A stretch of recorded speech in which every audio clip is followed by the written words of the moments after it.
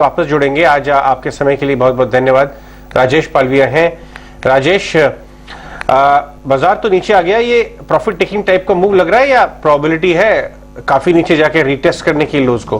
क्योंकि सेकंड लो हमारा वो हायर लो था, 16,800 वाला 16,900 के आसपास, 50 के आसपास लो बना था। तो आप क्या प्रोबेबिलिटी असाइन कर रहे हैं बाजार में अभी?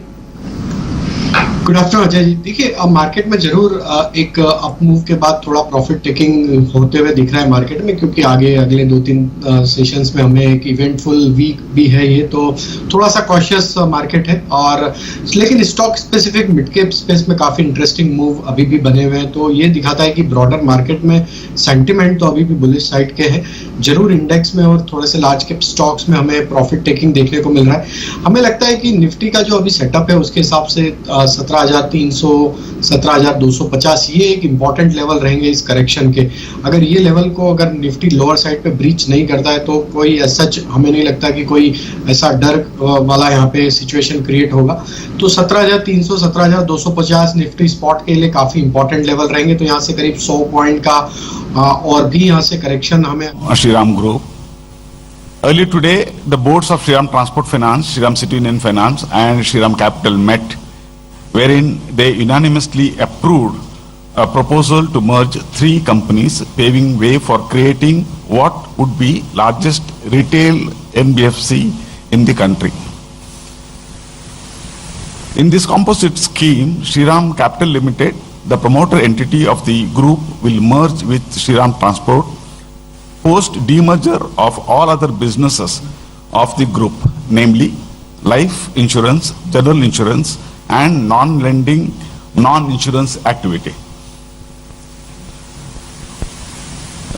We would soon be submitting proposal to shareholder of all the 3 entities and relevant regulators for their consideration.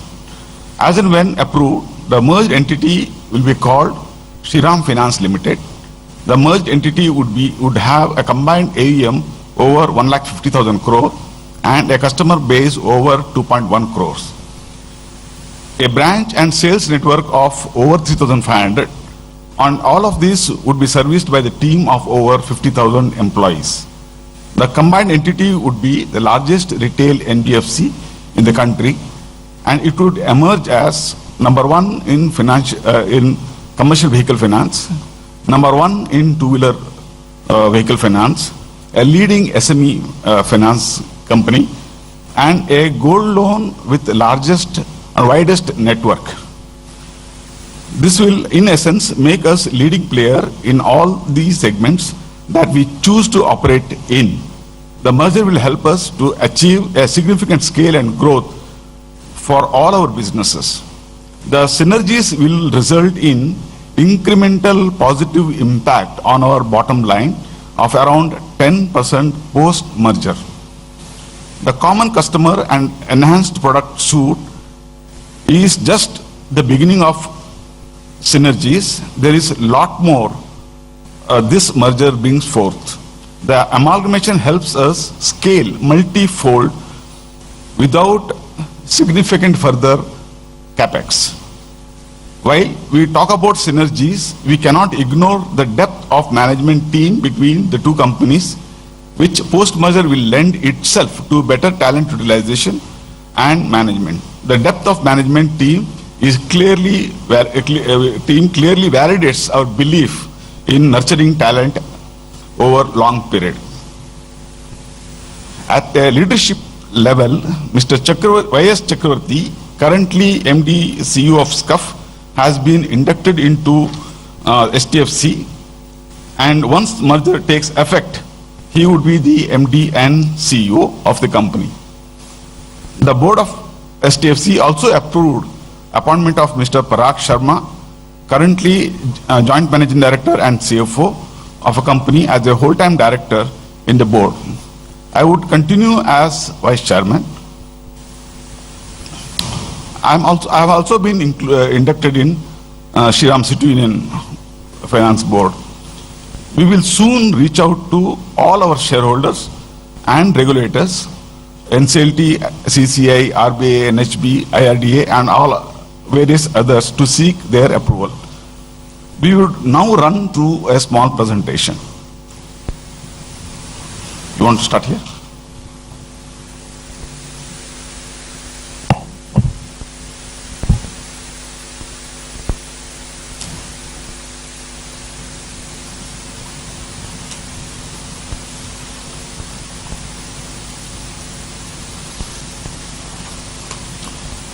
Let me start with the first agenda, core objectives. The combined entity would be named Shriram Finance Limited, and we will have a new tagline, your partner in prosperity. When we say your, it encompasses everyone, employees, customers, and other stakeholders. We also have a new vision for the company to be the country's most preferred financial service destination, delivering delightful customer experience through empowered employees.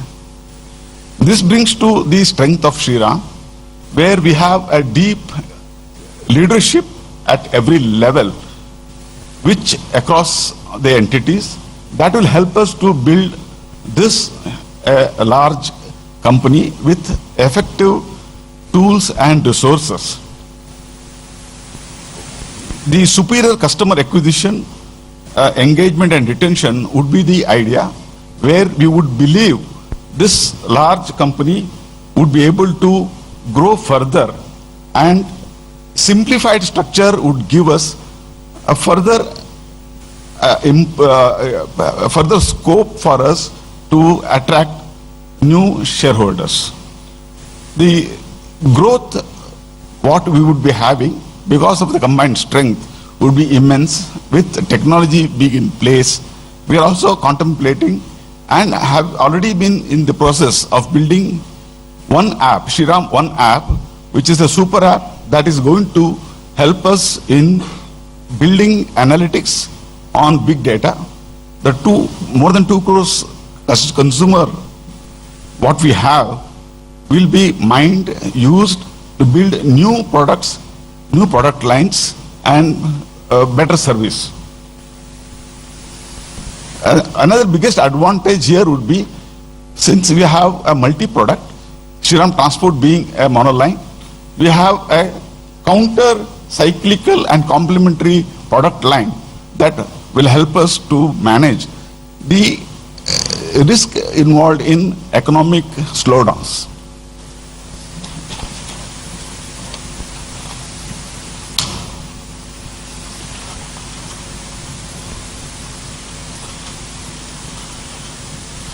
I'll go to the structure now. Now, if you look at the structure, we are trying to make the structure very simple. The complex structure, what was there on the top, through SCL coming and getting merged into STFC, and STFC and City Union Finance are getting merged.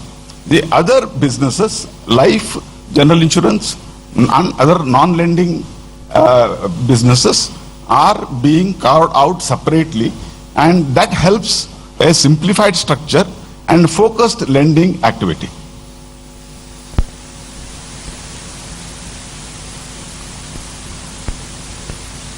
Now, the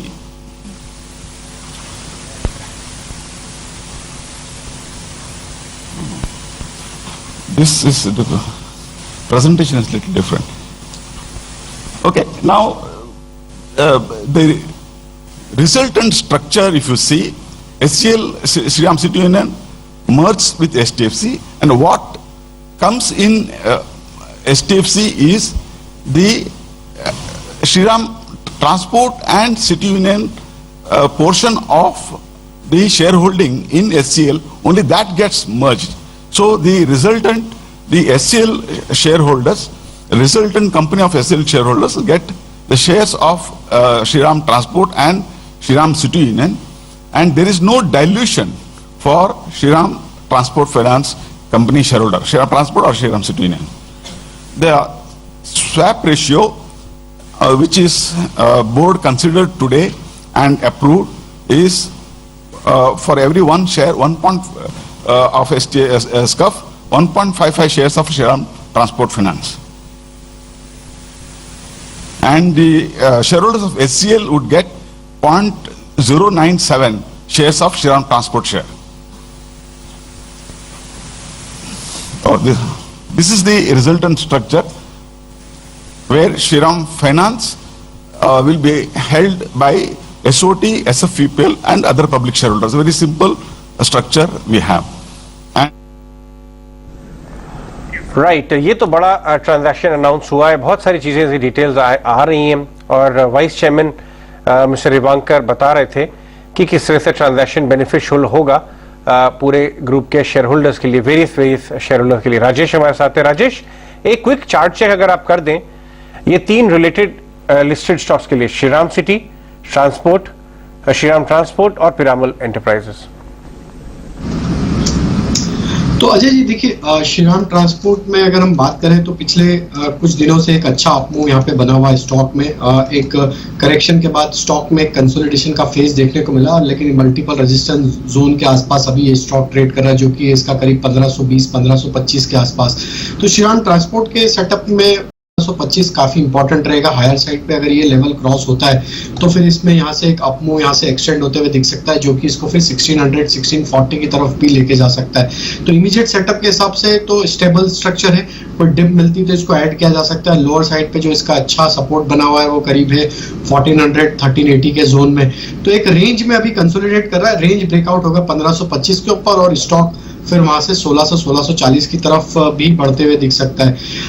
दूसरा stock जो आपने बात किया Piramal enterprises, तो ये stock में अगर हम बात करें तो स्टॉक में ये थर्ड कंसेक्यूटिव वीक है जहां पे स्टॉक एक हायर हाई फॉर्मेशन बनाते हुए दिख रहा है और स्टॉक में जिस तरीके से एक अपमूव कंटिन्यू बनते हुए दिख रहा है, हमें लगता है कि बिल्कुल ये स्टॉक में अपसाइड का मोमेंटम 3000 की तरफ भी आते हुए दिख सकता है।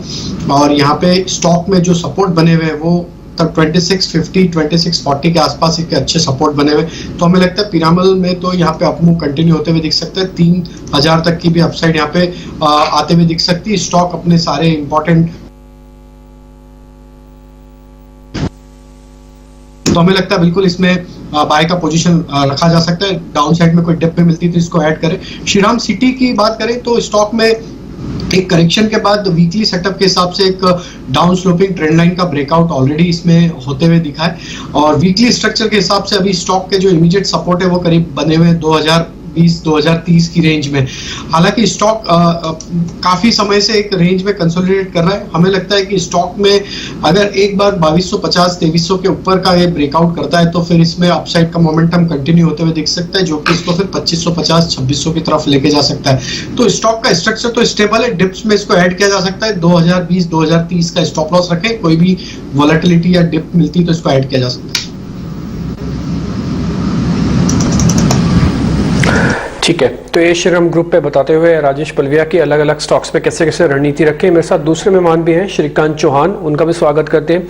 श्रीकांत, बहुत शुक्रिया पलती टीना स्वदेश को समय देने के लिए। एक शेयर अभी भी चला है, इनफैक्ट मैं बोलूंगा कि सेकंड हाफ के अंदर काफी स्मार्टली मूव कर रहा हुआ है सिंजिन का शेयर 625-626 हो गया। सर थोड़ा लेट हो गए हैं क्या?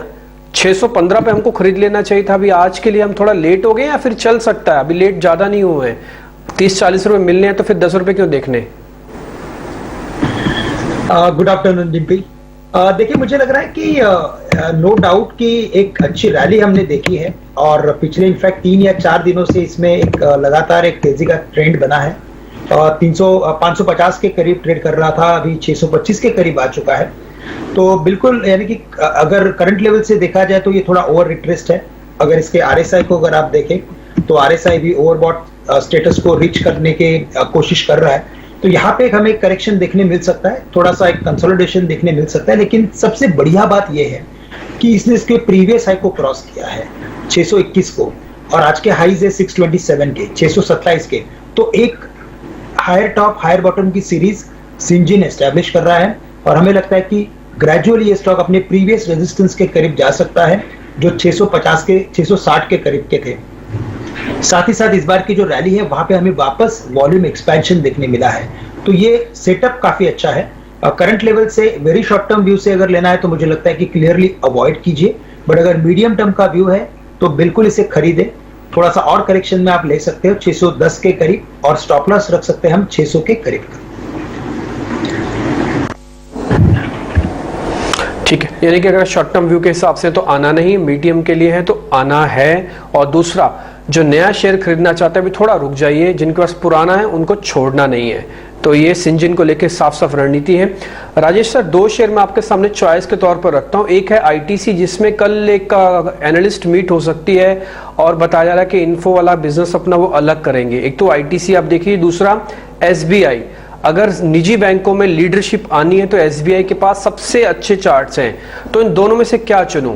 एक मेरे पास कल का इवेंट है आईटीसी वाला, दूसरा मार्केट का सबसे स्ट्रॉन्ग सेगमेंट है बैंकिंग और उसमें सबसे स्ट्रॉन्ग एसबीआई। क्या चुनूं इन दोनों में से? तो देखिए डिम्पी जी, आईटीसी में तो बिल्कुल इवेंट का आउटकम इंपॉर्टेंट रहेगा, उसके बेसिस पे अब यहाँ से फ्रेश अप मूव जो भी बनना है वो उसके बाद ही बनेगा कि किस तरीके से शेयर होल्डर या नए इन्वेस्टर इस आउटकम को लेते हैं, क्योंकि काफी समय से स्टॉक 240 242 के जोन पे स्ट्रगल करते हुए दिखा है और हर बार यहीं से स्टॉक में सप्लाई जरूर बना है। लेकिन इस बार के डेटा में हमें लगता है कि 240 250 की स्ट्राइक पे जिस तरीके से कॉल राइटर्स का कंसंट्रेशन है और ऑलमोस्ट इवेंट के पहले स्टॉक हायर बैंड की तरफ ट्रेड करते हुए दिख रहा है, तो हमें लगता है कि एक यहाँ पे ट्रेड जरूर लिया जा सकता है लॉन्ग साइड का, लेकिन वो ऑप्शन के थ्रू हम यहाँ पे सजेस्ट करेंगे। Instead of taking direct future या कैश में लेने की जगह आप ऑप्शन के थ्रू ट्रेड कर लें। 250 की स्ट्राइक का कॉल ऑप्शन आप यहाँ पे बाय कर सकते हैं। मेरे हिसाब से जिस तरीके से अभी स्टॉक प्लेस्ड है और जिस तरीके से प्रीमियम्स भी ये दिखा रही है कि कोई बहुत ज्यादा प्रीमियम्स अभी भी नहीं है, तो हमें लगता है कि एक रिस्क जो लेनी है वो 250 की कॉल ऑप्शन को बाय करके ली जा सकती है। 3 रुपए 20 पैसे के आसपास ही ट्रेड कर रही है।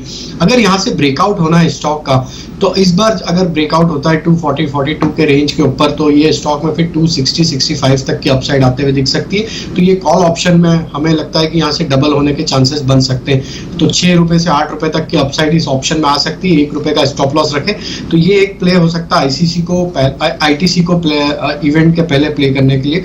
एसबीआई में जरूर अगर हम देखें तो पिछले दिनों में एक अच्छी रिकवरी देखने को मिली लोअर साइड से, और जिस तरीके से स्टॉक अभी प्लेस्ड है हमें लगता है कि एसबीआई को यहाँ पे बाय किया जा सकता है। काफी स्टेबल स्ट्रक्चर है और वॉलेटाइल मार्केट में भी काफी नैरो रेंज में ये कंसोलिडेट करते हुए दिख रहा है। हमें लगता है एसबीआई यहाँ पे बिल्कुल बाय किया जा सकता है। 489 के आसपास ट्रेड कर रहा है, 480 के आसपास का स्टॉप लॉस रखे। लेकिन हमें लगता है कि जिस तरीके से बैंकिंग स्टॉक्स और बैंक निफ्टी में स्ट्रेंथ देखने को मिली थी, ये वापस कंटिन्यू होते हुए दिखेगा अपमूव। तो 505 510 तक की अपसाइड हमें लगता है एसबीआई में आगे आने वाले ट्रेडिंग सेशन में आते हुए दिख सकती है। ठीक है, 510 जाएगा एसबीआई, 480 का स्टॉप लॉस के साथ इसको भी रख सकते हैं। रही बात आईटीसी जिसमें इवेंट है, आप चाहें तो कॉल्स के जरिए ट्रेड कीजिए। 250 की कॉल मोटा मोटी slightly out of the money call है, बट काम चल जाएगा। 1 रुपए का स्टॉप लॉस लगा के आप इस कॉल के साथ भी उतर सकते हैं। तो दोनों शेयर्स में हाँ है, बट अलग अलग तरीके से। छोटा सा ब्रेक के बाद भी मार्केट का एनालिसिस जारी होगा।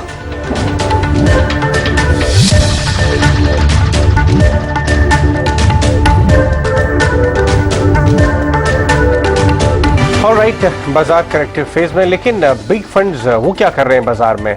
स्पेशली नवंबर में अगर हम बात करें तो आईसीआईसीआई प्रूडेंशियल म्यूचुअल फंड ने किस तरह की एक्टिविटी की, इसके बारे में बात करने के लिए जयेश है हमारे साथ। जयेश, बताइए क्या ध्यान देने वाली बात है रही नवंबर के मंथ में इस बड़े फंड से?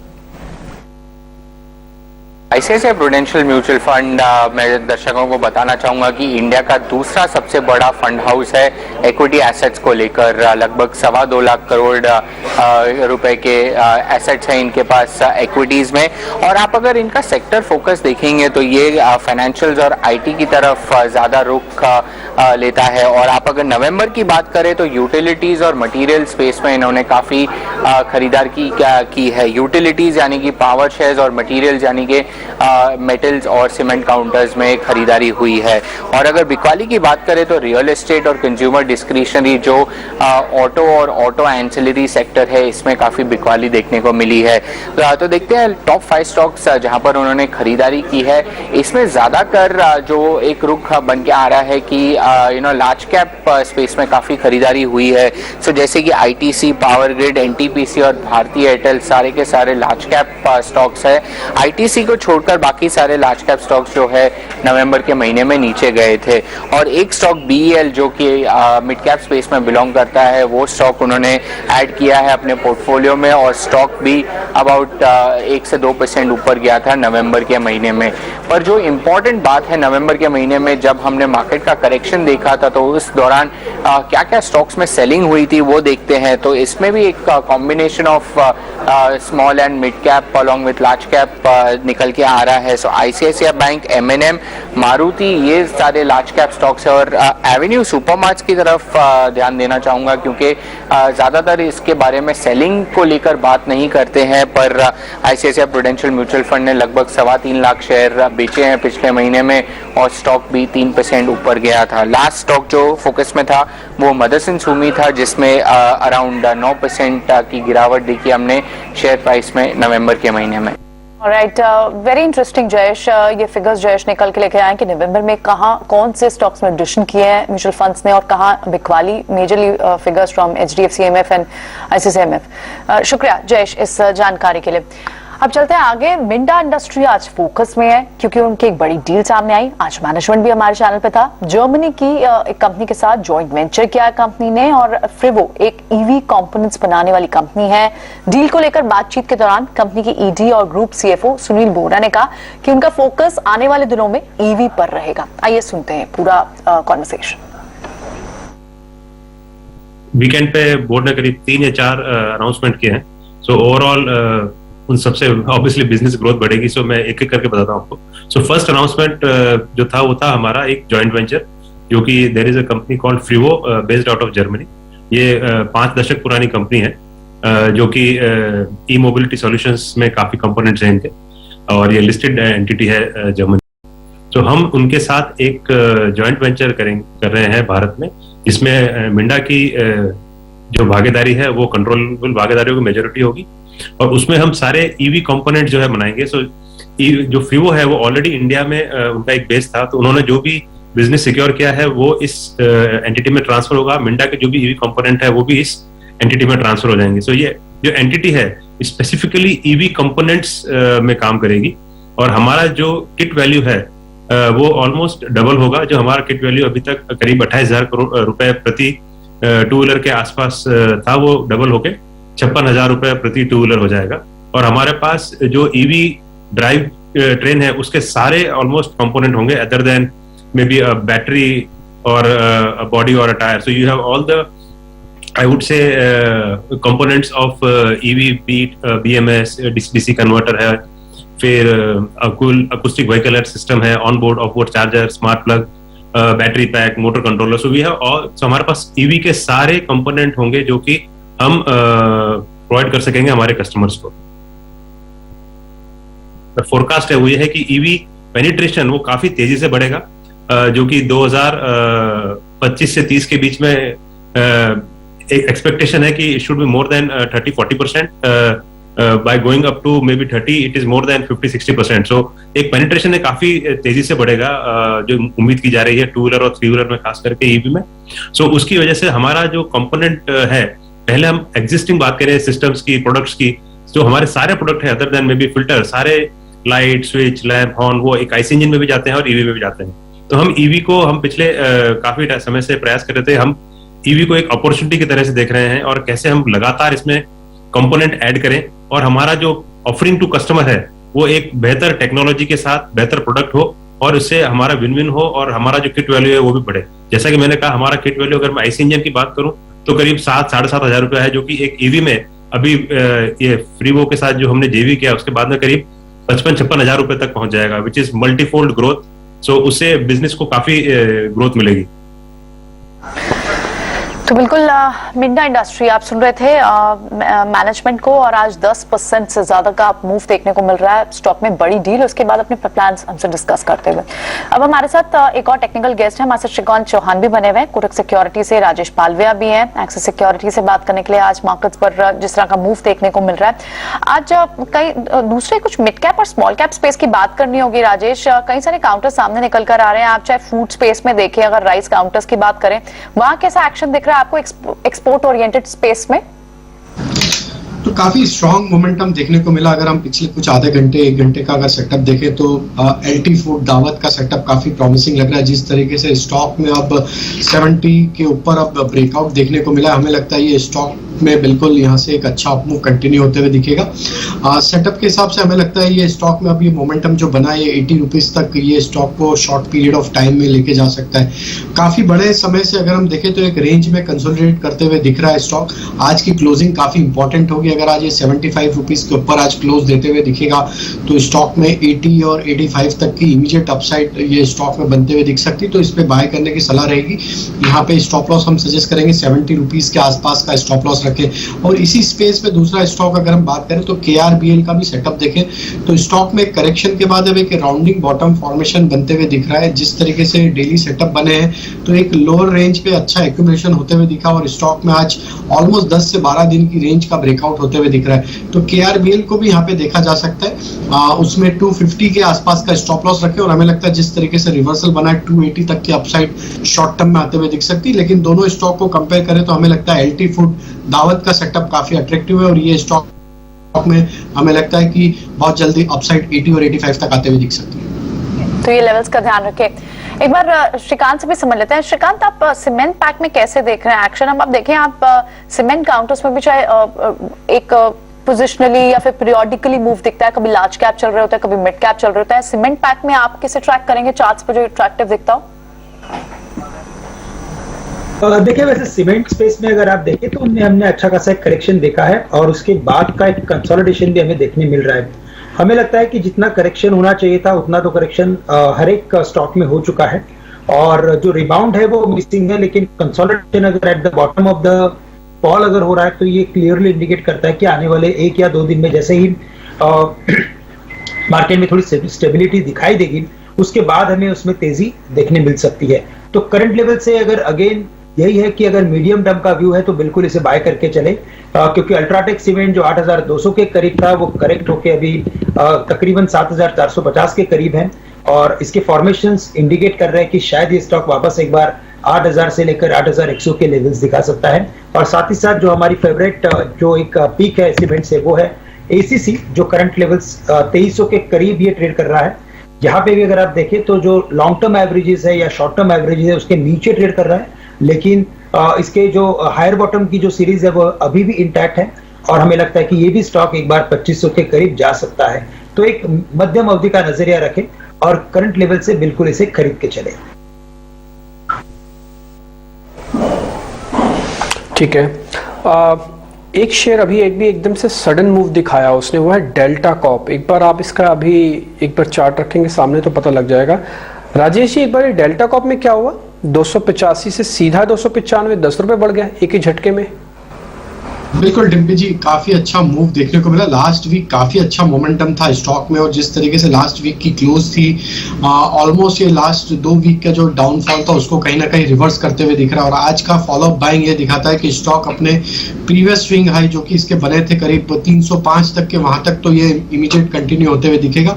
हमें लगता है अगर ये 305 का ब्रेकआउट कर पाता है स्टॉक यहाँ से तो फिर ये जो अपमूव बना है लास्ट वीक का वो अब और कंटिन्यू होते हुए दिखेगा और ये हमें लगता है फिर 330 340 की तरफ भी ये स्टॉक मूव होते हुए दिख सकता है।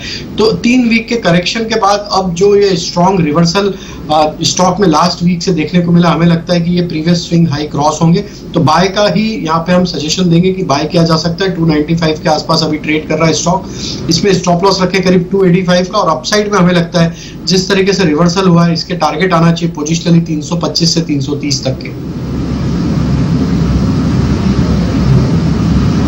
मार्केट थोड़ा डैमेज कंट्रोल करने की कोशिश तो कर रहा है, 17,400 के आसपास रोकेगा तो ये बेस जो हमने सुबह आपके सामने चर्चा की थी कि 17,300 जाएगा नहीं और 700 आएगा नहीं, कुछ वैसा ही हो गया है। निफ्टी बैंक भी 37,000 को बचाने की कोशिश कर रहा है। इंटरेस्टिंग है, SBI राजेश सर अभी आपने बताया था 2 रुपये ऊपर चल गया तो 1500 का लॉट है, करीब 3,000 का बेनिफिट है। थोड़ी देर पहले आप SBI के बारे में चर्चा भी कर रहे थे। एक शेयर मेरे लिस्ट में अभी आया है श्रीकांत, थोड़ी देर पहले मैंने आपसे सिंजिन के बारे में पता किया था तो आप ये कह रहे थे कि लॉन्ग टर्म वालों के लिए तो ठीक है, शॉर्ट टर्म वालों को थोड़ा बचना चाहिए। क्या बायोकॉन ठीक है? एक ही ग्रुप की दोनों कंपनी है, बायोकॉन यहां पे प्लस कर सकते हैं शॉर्ट टर्म वालों के लिए? बिल्कुल, इनफैक्ट ये आपने सही चुना है, क्योंकि इसके जो फॉर्मेशंस है वो क्लियरली इंडिकेट करते हैं कि ये स्टॉक में कंसोलिडेशन हो चुका है, और एक कंसोलिडेशन के बाद की जो एक रैली जो बनती है स्टॉक में, वो हमें लगता है कि शॉर्ट टर्म में देखने मिलेगी। नो डाउट कि 400 के करीब काफी बड़ा कॉल राइटिंग है 25-26 लाख शेयर का, लेकिन ओवरऑल हमें लगता है कि ये स्टॉक कम से कम 420 या 25 के लेवल्स भी दिखा सकता है। और आफ्टर वेरी लॉन्ग टाइम, यानी कई महीनों के बाद, ऑलमोस्ट मुझे लगता है कि ये 1 साल के बाद शॉर्ट टर्म एवरेज इसके ऊपर ये कंफर्टेबली ट्रेड कर रहा है। तो बिल्कुल करंट लेवल से इसे खरीदे, और जो स्टॉप लॉस रखना है वो काफी नजदीक का है, 360 रुपए का स्टॉप लॉस रखे। 400 और 420 ये दो टारगेट्स के लिए करंट लेवल से बायोकॉन को खरीदा जा सकता है। ठीक है, 400-420 के टारगेट, 360 का स्टॉप लॉस। सिंजिन बायोकॉन में चुनाव करना है तो छोटे वालों के लिए, यानी कि शॉर्ट टर्म वालों के लिए बायोकॉन फिर ज्यादा ठीक हो जाएगा। एक छोटा सा ही ब्रेक ले रहे हैं, ब्रेक के बाद जब लौटेंगे तो राजेश सर तो होंगे हमारे साथ, श्रीकांत भी हैं, इनसे चर्चा को आगे बढ़ाएंगे।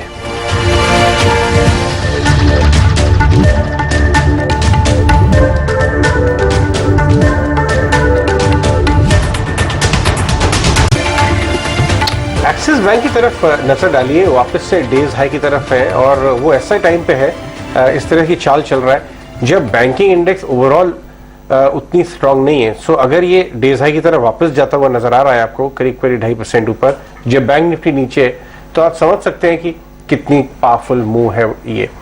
लेकिन आगे चलते हैं, कुछ फंडामेंटल व्यूज आपको सुनवाते हैं बड़े मार्केट गेस्ट से जो हमने गैदर किए नेटवर्क पे पूरे दिन में। आइए सुनते हैं। देखिए 10-15 दिन पहले तो दो चीजों का काफी डर था। एक तो ये जो नया वेरिएंट आया है वायरस का, उसका, और उसी दूसरी तरफ कि इन्फ्लेशन जो डेटा आया यूएस में, उसमें दिखाया कि 6.8% यूएस में इन्फ्लेशन है, जो पिछले ऑलमोस्ट 40 साल में सबसे ज्यादा है। तो एक ये डर है मार्केट पार्टिसिपेंट्स के दिल में कि फेड को ना चाहते हुए भी इंटरेस्ट रेट बढ़ाने पड़ेंगे। दूसरी तरफ कोविड की सिचुएशन अभी भी पूरी क्लियर नहीं है, कोई नहीं चाहता कि रेट बढ़ा के जो थोड़ी रिकवरी आ रही है उसको बंद कर दें। तो ये बड़ा एक डिफिकल्ट डिसीजन रहेगा फेड के लिए भी कि वो क्या करें। और पर अगर हम देखें तो हमने जितना डेटा देखा है उसमें यही दिख रहा है कि ओवरऑल जो ग्लोबल इन्वेस्टर्स हैं रिस्क एसेट्स में वो अंडर इन्वेस्टेड हैं इस टाइम पे, तो वो भी चाहते हैं कि वो मार्केट में पार्टिसिपेट करें।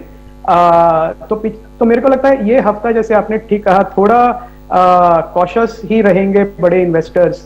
वो देखेंगे कि कोविड की क्या सिचुएशन इवॉल्व हो रही है, रिकवरी किस तरफ जा रही है, और फेड का क्या कमेंट्री क्या है फेड की। जो आपने सवाल पूछा ये हमसे रोज ही हमारे इन्वेस्टर पूछते हैं, क्योंकि क्या होता है सब चाहते हैं कि हम लंबे समय तक इन्वेस्ट करें और लंबे समय में रिटर्न बनाए, 5 साल 10 साल का व्यू लें।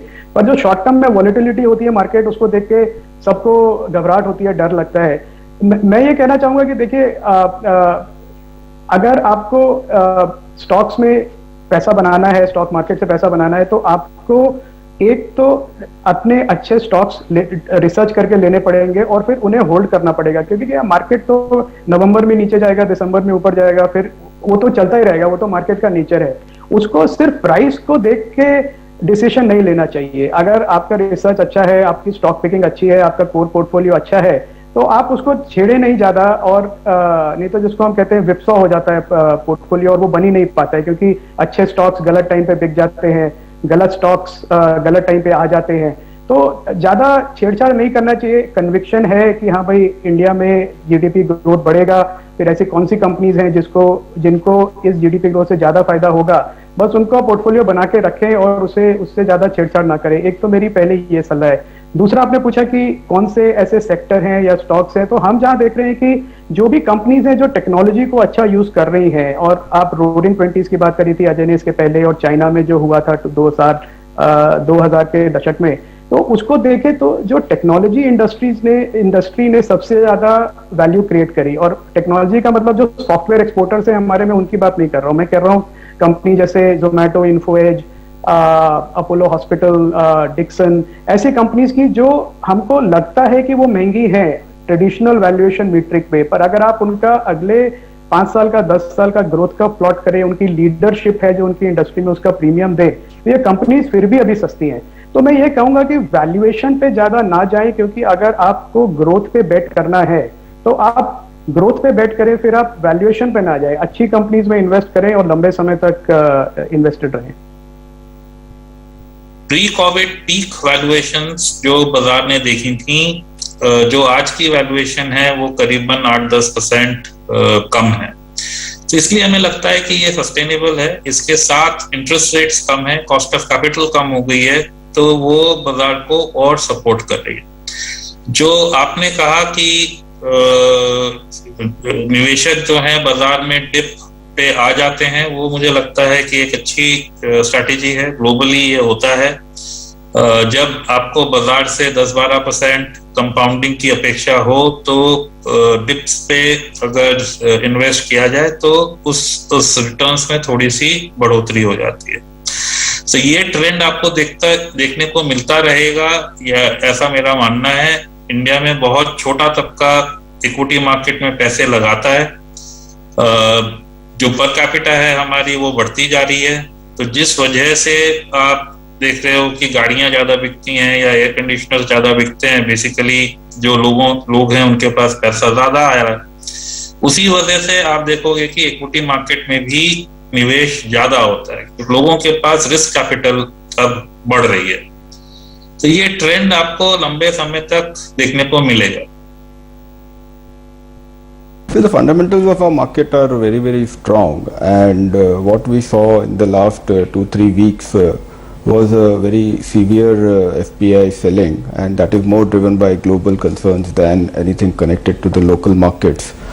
And yes, we saw a massive correction in our markets, but going forward I believe that as you said, that mid-air turbulence, but finally we'll reach our destination. So I'm sure that our markets, the fundamentals being what they are, valuations did get corrected, and now again we should be resuming our rally going forward. But having said that, my sense is that the return expectations that investors should have should be kind of muted. We should not expect a repeat of what we have seen in the last few years. So time to stay invested, and I'm sure over a medium term perspective we should be able to make decent returns.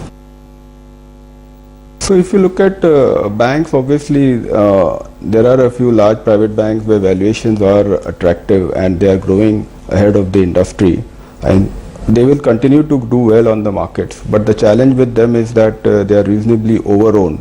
So maybe the stock price movements may not be reflective of the inherent earnings potential that these banks reflect. As far as public sector banks are concerned, there is some of the top 2-3 banks, they are adequately capitalized. They are showing signs of also showing credit growth at par with the industry. I think and there is a reasonable amount of under ownership which is there. So as you rightly said, there is a distinct possibility that the top 2-3 public sector banks may outperform in terms of the stock market performance from a 12 to 18 month perspective going forward. Apart from the banks, obviously there are a whole bunch of NBFCs and specifically the housing finance companies which are enjoying massive tailwinds both in terms of disbursements as well as in terms of cost of money, and they should continue to do well. Alright, तो ये आप big voices सुन रहे थे जिन्होंने अपने sector और specific themes पर अपना नजरिया शेयर किया। एक बार मार्केट्स पर फिर से रुक करें तो क्लियरली यार एक प्रॉफिट बुकिंग का सेशन तो दिख रहा है, लेकिन कुछ पर्टिकुलर सेक्टर्स हैं जिनमें अच्छी मूव देखने को मिल रही है। राजेश, आप एजुकेशन स्पेस पर एक बार चार्ट चेक करें, NIT लिमिटेड हो या एप्टेक हो, और या फिर एक दूसरा सेक्टर जो अच्छी थीम चल रही है वो एक्सपोर्ट ओरिएंटेड, चाहे वो राइस एक्सपोर्ट्स हो या फिर डायमंड एंड जेम्स हो या फिर टेक्सटाइल्स हो। कोई भी एक्सपोर्ट ओरिएंटेड कंपनीज है वो बहुत अच्छा आज मूव कर दे रही हैं, और साथ ही एजुकेशन स्पेस यहाँ पर भी आप चार्ट चेक करें एक बार। तो बिल्कुल देखिए, राइस एक्सपोर्ट में तो हमने बात भी किया, उसमें हमें दावत काफी अट्रैक्टिव लग रहा है और दावत पे हमारा व्यू बुलिश है और हम 80 से 85 तक के अपसाइड इसमें मान के चल रहे हैं। एजुकेशन स्पेस में अगर हम बात करें तो NIT लिमिटेड का मैं सेटअप अगर मैं देखूं तो यहाँ पे जिस तरीके से कंटिन्यूटी बनी हुई है अप ट्रेंड की, अगर इसमें देखें तो series of higher top higher bottom formation weekly daily setup पे बनते हुए दिख रहे हैं। तो ये एक दिखाता है कि एक कंटिन्यूटी बनी हुई है। तो NIT लिमिटेड तो काफी स्ट्रॉन्ग सेटअप है। 430 के आसपास अभी स्टॉक ट्रेड कर रहा है। हमें लगता है कि ये कंटिन्यूटी इसमें और बनी रहेगी और स्टॉक में अपसाइड के टारगेट जो कि आ सकते हैं करीब 470 480 तक की भी अपसाइड इसमें शॉर्ट टर्म में आते हुए दिख सकती है। तो जिनके पास भी पोजीशन है या करंट लेवल पे बाय कर रहे हैं तो यहाँ पे स्टॉप लॉस हम सजेस्ट करेंगे करीब 408 के आसपास का और इसमें पोजीशन होल्ड रखें 470 480 तक की अपसाइड के लिए। वहीं अगर हम दूसरे स्टॉक जो एप्टेक को अगर एनालाइज करें तो इसमें भी एक अप ट्रेंड बना हुआ है। अगर हम देखें तो वीकली सेटअप के हिसाब से स्टॉक पिछले 5-7 वीक से एक कंसोलिडेशन दिखा रहा है, लेकिन जिस तरीके से इसके लॉन्ग टर्म चार्ट प्लेस्ड है मंथली चार्ट पे अगर हम देखें तो series of higher high formation इसमें बने हुए हैं और जिस तरीके से इसमें मंथली सेटअप पे लॉन्ग टर्म सेटअप पे स्ट्रेंथ बनी हुई है, हमें लगता है ये एक अच्छा मौका है यहाँ पे इसको एक्यूमुलेट किया जा सकता है। 386 के आसपास अभी ट्रेड कर रहा है, 386 375 ये जोन में आप एक्यूमुलेट कर सकते हैं। इसमें स्टॉप लॉस रखे करीब 355 के आसपास, लेकिन हमें लगता है कि इसमें जिस तरीके से कंटिन्यूटी ऑफ ट्रेंड है ये स्टॉक आगे आने वाले दिनों में 440 460 तक की भी अपसाइड आगे आने वाले दिनों में दिखा सकता है। ठीक है, तो ये दोनों काउंटर्स जिन पर नजरिया अपना राजेश ने शेयर किया, लेवल्स भी आपको दिए। अगर आप इसमें ट्रेड करने का मौका ढूंढ रहे हैं स्विंग ट्रेड के लिहाज से आप इसमें पोजीशन ले सकते हैं। फिलहाल वक्त एक छोटे से ब्रेक का, जल्द वापस हाजिर होंगे। हमारे दोनों ही टेक्निकल एक्सपर्ट्स हमारे साथ बने हुए हैं। आज के बाकी बचे 20 मिनट्स में कैसा होना चाहिए ट्रेडिंग के मौके और कल के लिए क्या ट्रेड सेटअप हो, सारी डिस्कशन कहीं हो जाएगा।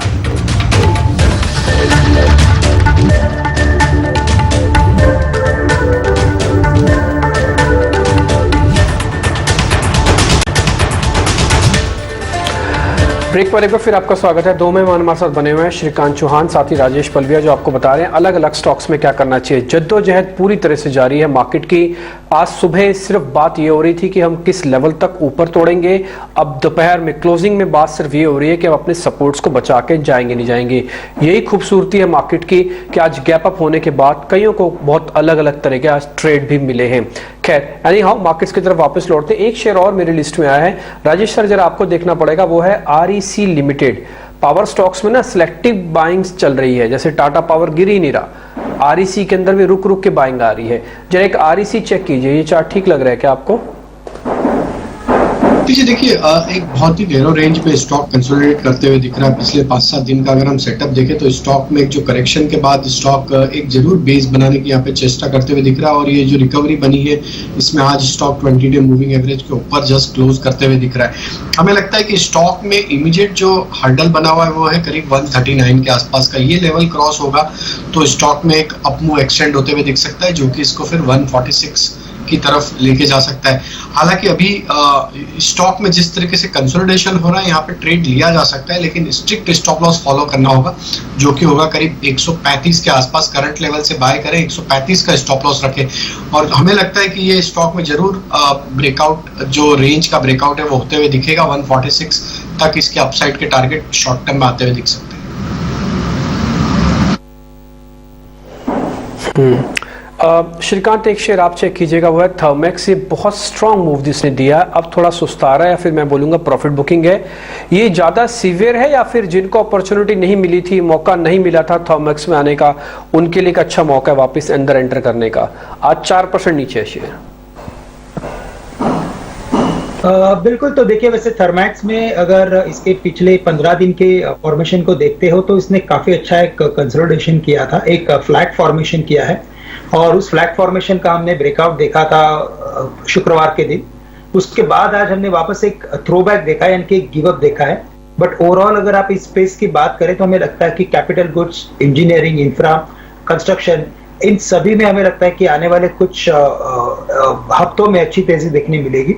बजट के पहले हमने मोस्ट ऑफ द टाइम देखा है कि ये सेक्टर काफी अच्छा परफॉर्म करता है और जैसे कि ये शुक्रवार के दिन चल चुका था और अभी अगर वापस थ्रोबैक में आ रहा है तो बिल्कुल ये बाइंग अपॉर्चुनिटी बनेगी। तो करंट लेवल से 1770 के करीब इसे बाय करके चल सकते हैं। हम यहाँ पे जो स्टॉप लॉस रखेंगे वो रेंज के लोअर बाउंड्री का रखेंगे, विच इज अराउंड 1660। तो 1660 का हमें स्टॉप लॉस रखना है और टारगेट सब रखेंगे यहाँ पे 1850 से लेकर 1900 के। तो आने वाले एक महीने का एटलीस्ट ट्रेड बनाइए और करंट लेवल से बिल्कुल इसे लॉन्ग करके चलें।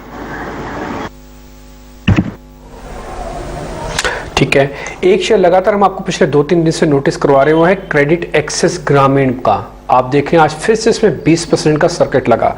आज का हाई और आज का लो आपको चार्ट से पता लग जाएगा। आज ये 600 रुपए से भी नीचे खुला था और इसका आज सर्किट लगने के बाद ये 728 रुपए पर ब्लॉक हो गया है। तो आप इस तरह के शेयर्स पे थोड़ा नोटिस कीजिएगा, ये स्ट्रक्चरली काफी मजबूत है। खैर आज तो कुछ हो नहीं पाएगा, कल की कल देखेंगे इसमें अब क्या करना चाहिए। एक शेयर और इसी तरह से लिस्ट में आ रहा है, वो है जिंदल ग्रुप के कई शेयर्स है। जिंदल स्टेनलेस एक इसमें से एक और शेयर है, 184 रुपए के आसपास का ट्रेड है। राजेश सर एक बार जरा देखिएगा जिंदल ग्रुप का ये शेयर जिंदल स्टेनलेस 184 रुपए के आसपास है, इसमें क्या करना चाहिए? तो डिम्पी जी मैं इसको ढूंढ नहीं पा रहा हूँ, मुझे इसका टिकर मिल नहीं रहा है, तो आप श्रीकांत जी से अगर इस पे व्यू ले ले तो ठीक है। श्रीकांत एक बार आप जरा देखेंगे जिंदल स्टेनलेस का शेयर, इसमें क्या करना चाहिए? 184 रुपए के आसपास है। जिंदल ग्रुप के इनफैक्ट सभी जो भी स्टील की कंपनी सभी अच्छे चल रही हैं। आप जरा जिंदल स्टेनलेस स्टील देखिए।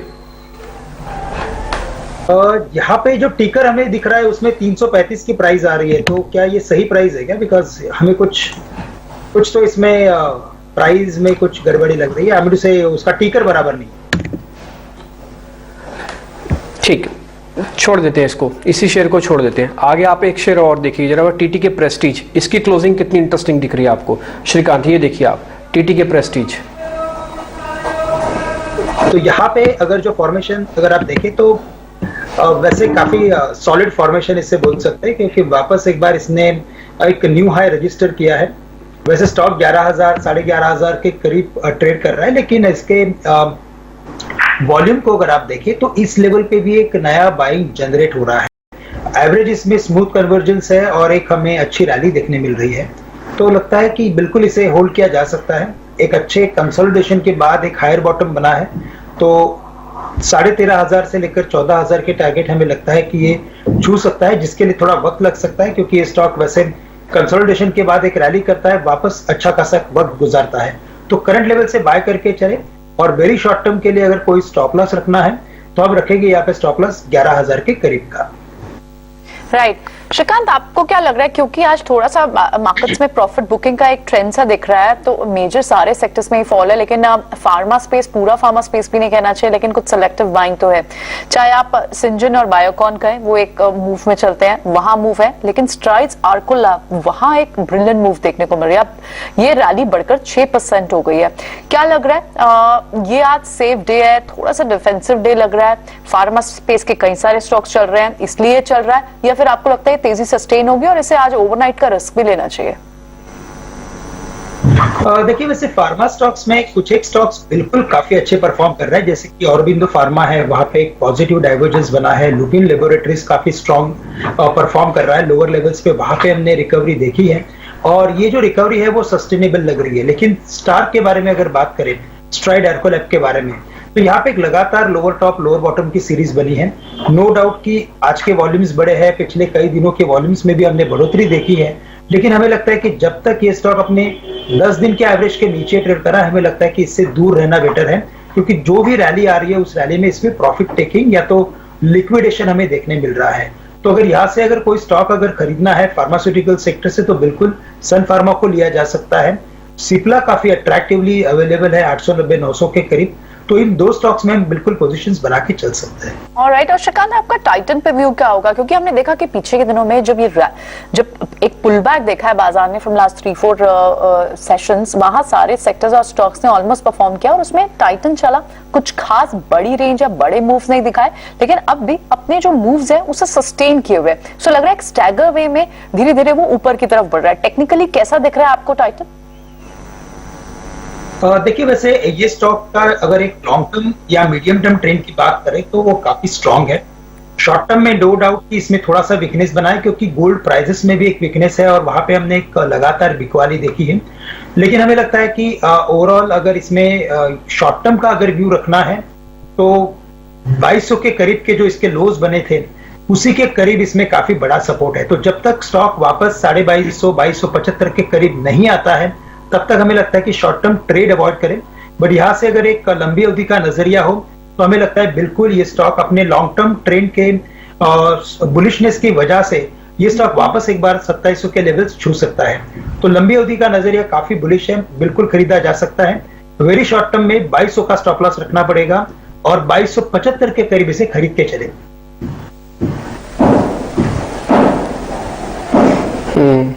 एक इंटरेस्टिंग शेयर और है वीआईपी इंडस्ट्रीज। मेरे से गलती हुई, आज मैंने सुबह इसको नोट तो कर रखा था लेकिन मैं डिस्कस नहीं कर पाया किसी वजह से।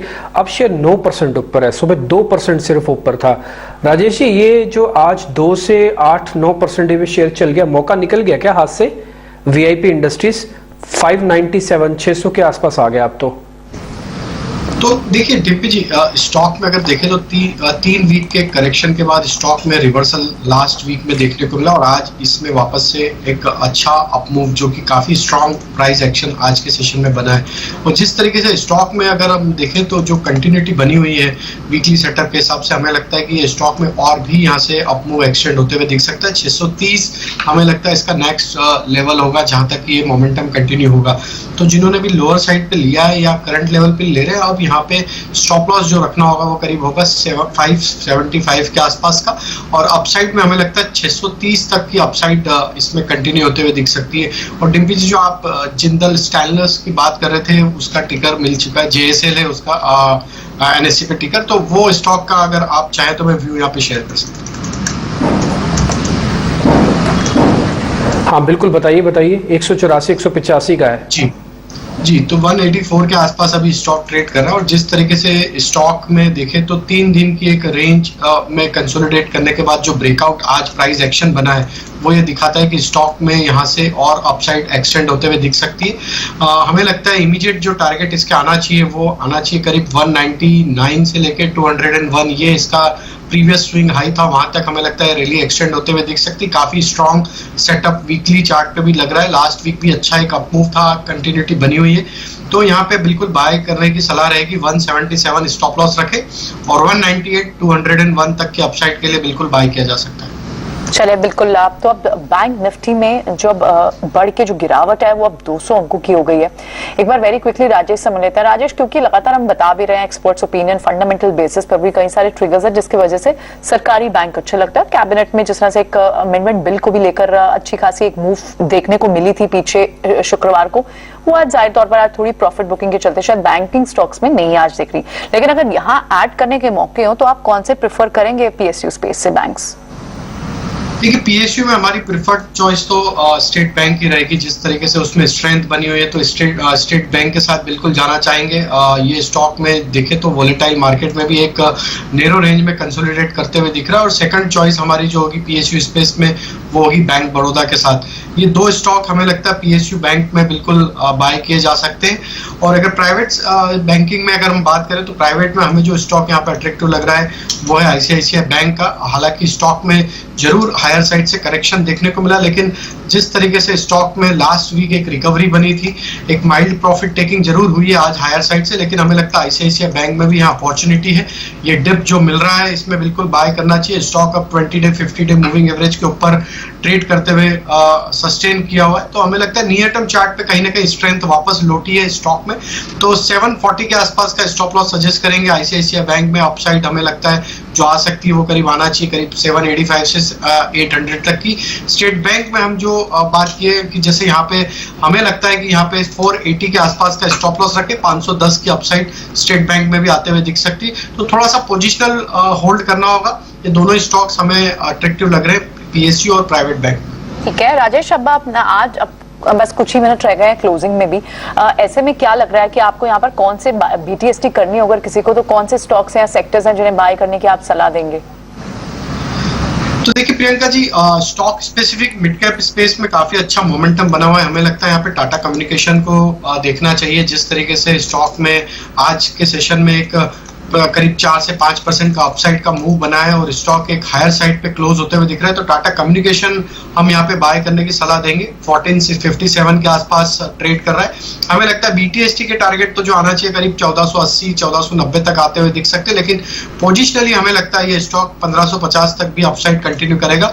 तो 1435 के स्टॉप लॉस से टाटा कम्युनिकेशन बाय किया जा सकता है। जो दूसरा स्टॉक यहाँ पे हमें अट्रैक्टिव लग रहा है वो LT फूड का ऑलरेडी हम डिस्कस कर चुके हैं, लेकिन जिस तरीके से आज की क्लोजिंग है हमें लगता है दावत को LT फूड को भी यहाँ से BTST किया जा सकता है। हमें लगता है इसमें जो टारगेट आना चाहिए करीब 80 रुपए तक की अपसाइड इसमें आते हुए दिख सकती है। करंट लेवल से 71 का स्टॉप लॉस रखे तो दो स्टॉक कैश सेगमेंट से हमें लग रहा है काफी अट्रैक्टिव है, यहाँ पे बिल्कुल बाय किया जा सकता है बीटीएसटी पॉइंट ऑफ व्यू से। चलिए ठीक है श्रीकांत, वेरी क्विकली पिछले कुछ मिनटों में भारत फोर्ज में हम एक अच्छा एक्शन देख रहे हैं। एक तो ये चार्ट चेक आपसे चाहेंगे और साथ ही चाहेंगे कि आप अगर बीटीएसटी की सलाह देंगे तो आपके कौन से सेक्टर होगा? देखिए वैसे भारत फोर्ज जो है वहां पे हमने एक रिकवरी देखी है, लेकिन हमें लगता है कि ये स्टॉक 350-355 के करीब एक बार आके रुक सकता है, तो वहां पे हमें केयरफुल रहना काफी जरूरी है। और साथ ही साथ हमें लगता है कि अगर इसके अलावा अगर किसी स्टॉक में अगर तेजी करनी है बीटीएसटी के बेसिस पे, तो वहां पे हमें टेक महिंद्रा में लगता है कि अच्छी तेजी बन सकती है। ये स्टॉक काफी अच्छे ब्रेकआउट में है, ऑल टाइम हाई के लेवल्स को उसने क्रॉस कर लिया है और एक न्यू हाई भी उसने रजिस्टर कर लिया है। तो करंट लेवल से अगर 1640 में अगर इसे खरीद के चलता हूं तो यहाँ पे जो मेरा स्टॉप लॉस रहेगा वो रहेगा 1600 के करीब का, और हमें लगता है कि ये स्टॉक कम से कम 1700-1730 के लेवल्स दिखा सकता है।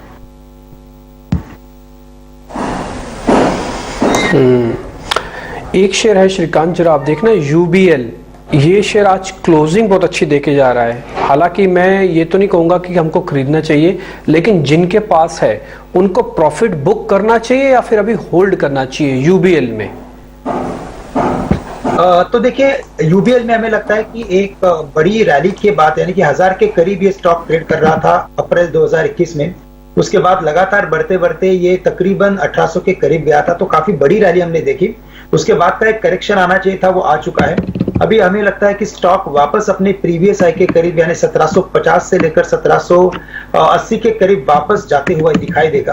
तो बिल्कुल जो भी पोजीशंस अगर लॉन्ग की पड़ी हो या तो अगर फ्रेश इन्वेस्टमेंट भी करना है तो हमें लगता है कि करंट लेवल से भी इसे खरीदा जा सकता है।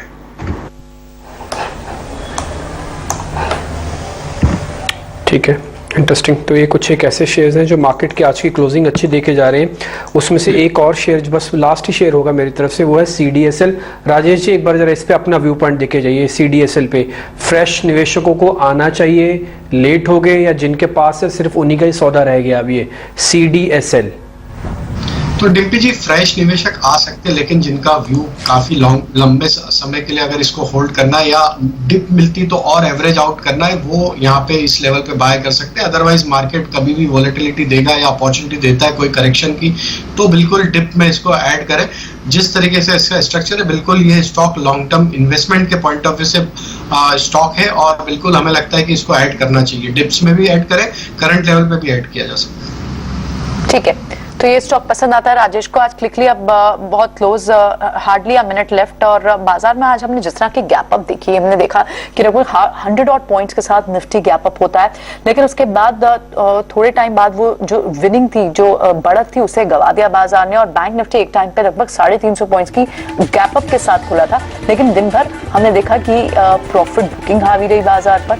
लेकिन जिन स्टॉक्स में स्टॉक न्यूज का ट्रिगर था, जैसे Axis bank, on the basis of Goldman सैक्स की एक अपग्रेड की रिपोर्ट आई जिसमें क्लियरली कहा कि अब रिस्क रिवॉर्ड बहुत फेवरेबल और बहुत अट्रैक्टिव वैल्यूएशन में, क्योंकि ऑलरेडी अंडर परफॉर्मेंस से निकल चुका है स्टॉक। वहां हमने दिन भर देखा कि इसने अपनी तेजी को सस्टेन किया। इनफैक्ट अब क्लोजिंग देखे जा रहा है लगभग 2.5% ऊपर। श्रीराम सिटी, श्रीराम ट्रांसपोर्ट और पीईएल बिकॉज ऑफ अ की ट्रिगर, यहाँ पर रीस्ट्रक्चरिंग की न्यूज है। हमने श्रीराम सिटी को देखा, साथ ही पीईएल को देखा, पिरामिड एंटरप्राइज, यहाँ पर आपको पॉजिटिव बायसनेस के साथ 3.5% के साथ तेजी के साथ अब पिरामिड का स्टॉक आप क्लोज होते हुए देखा है। आज मार्केट्स में क्लियरली प्रॉफिट बुकिंग का ट्रेंड हावी था, लेकिन जिन स्टॉक्स ने आज लीडरशिप दिखाई, जिन स्टॉक्स से स्ट्रेंथ दिखाई सेक्टर, उसमें आईटी की बात करनी चाहिए। IT, mid cap IT majorly जिसने बाजार को एक बड़ी स्ट्रेंथ दी, सहारा दिया। काउंटर्स लाइक कोफोर्ज हुआ, टेक महिंद्रा हुआ, माइंडट्री हुआ, इनमें स्टार्ट ऑफ द सेशन से ही हमने वो तेजी देखी, वो तेजी बढ़ती हुई दिखाई दी। On the back of certain news हमें अब कुछ स्टॉक्स फार्मा से, सिलेक्टिव स्टॉक्स फार्मा से, वहां पर हमें दिखा एक एक्शन अच्छा देखने को मिला। स्ट्राइड्स आर्कोलैब लगभग 6% तेजी के साथ बंद होते हुए। सिंजिन, बायोकॉन, यहाँ पर आपको एक्शन देखने मिला। मेटल पैक में आपको थ्रू आउट मेटल पैक में आपको कहीं एक यूनिफॉर्मिटी नहीं दिखी, लेकिन आखिरी के कुछ मिनटों में आप सेल अप देख रहे हैं, आप कुछ रिकवर होता हुआ ऊपर से अच्छा खासा दिन इंट्राडे के दिन में हमें यहाँ करेक्शन देखने को मिली, लेकिन अब क्लोजिंग लगभग 1% की देता हुआ। कुछ काउंटर्स जहां पर एक्शन अच्छा देखने को मिला, जैसे कि एनर्जी पैक, पूरा एनर्जी पैक आप देखें, वहां पर अच्छी खासी पावर ग्रिड की बात करें, सीएससी, आरईसी, यहाँ पर आपको एक अच्छी खासी सस्टेन्ड मूव दिखी थ्रू आउट द डे। और हमने देखा कि टेक महिंद्रा लगातार पिछले हम 2 दिन से इनफैक्ट बात करनी चाहिए टेक महिंद्रा की, जब से एनालिस्ट मीट के बाद कमेंट्री आई उसके बाद हम देखा कि स्टॉक में एक मूव अप ट्रेंड का ही बना हुआ है, लेकिन आज ऐसे बाजार में भी इन स्टॉक्स में आपको एक्शन दिख रहा है। Maruti Suzuki on the basis of a news की एक नया वेरिएंट ऑफ एसयूवी का लॉन्च हो रहा है, जिसके बाद हमने देखा कि आज मारुति सुजुकी में रुझान पॉजिटिव रहा और वो पॉजिटिव बायसनेस आपको लगातार देखने को मिली। सो कुल मिलाकर अब आईटी पैक को अगर देखें तो वो एक ऐसा सेक्टर है जो इस वक्त आईटी और कुछ सिलेक्टिव पावर जहां पर आपको दिख रहा है कि एक्शन जो ग्रीन में क्लोज हो रहे हैं, उसके अलावा सारे सेक्टर्स आपको लाल निशान में क्लोज होते हुए दिखाई देंगे। सीमेंट पैक से कई सारे काउंटर्स हैं जहां पर आपको अप मूव दिख रही है, जहां लॉन्ग्स बनते हुए दिखाई दे रहे हैं, जैसे कि अल्ट्राटेक सीमेंट, एसीसी, इन सारे काउंटर्स में हमने एक्शन जरूर देखा। तो बेहद बहुत सारा एक्शन आज दिन भर रहा। गैप अप के बाद हमने उस बढ़त को नहीं सस्टेन कर पाए, गिरावट के साथ क्लोज हो रहे हैं और इस वक्त जो बाजार क्लोज हो रहा है वो बैंक निफ्टी में एक अच्छे खासा 200 पॉइंट्स की डेंट के साथ क्लोज हो रहा है और राउंड अबाउट 100 ऑड पॉइंट्स की 120 ऑड पॉइंट्स की आपको क्लोजिंग दिखाई दे रही है 17,400 के नीचे निफ्टी की। तो एक एक्शन भरा सेशन आज का, लेकिन अब फिलहाल शो को यहीं समेटते हैं। हमारे दोनों एक्सपर्ट्स का बहुत बहुत शुक्रिया, श्रीकांत, राजेश, बहुत बहुत शुक्रिया आज अपनी ट्रेडिंग पिक्स और समय हमें दिया। इसी के साथ मुझे और डिम्पी को दीजिए इजाजत। कल फिर होगी आपसे मुलाकात, कहीं मत जाएगा। देखते रहिए 18 आवर्स स्वदेश, लगातार अपडेट्स जारी है। नमस्कार।